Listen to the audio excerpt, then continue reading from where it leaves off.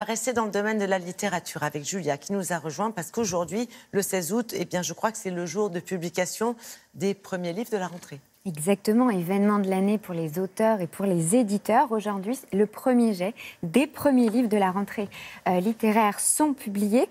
Ça démarre aujourd'hui et ça ne va cesser jusqu'au mois de novembre. 567 romans vont pour ne parler que des romans. Vont sortir et parmi eux, c'est une énorme. première. Oui, c'est une première. Si, hein. 94 primo-romans, 94 premiers livres. C'est beaucoup.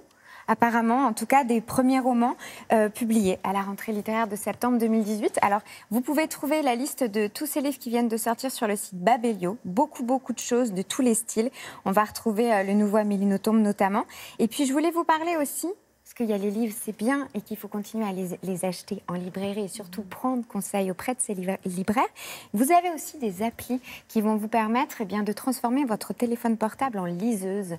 Peut-être pas forcément investir dans une liseuse. Vous avez l'application Kindle, une expérience vraiment de lecture personnalisable si vous ne voulez pas transporter des tonnes de livres dans vos valises parce que les vacances ne sont pas encore finies.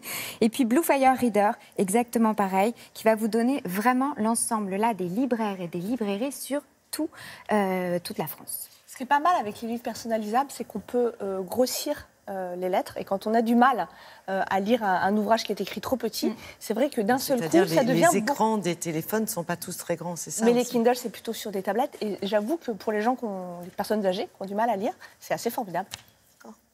Merci beaucoup. Merci beaucoup.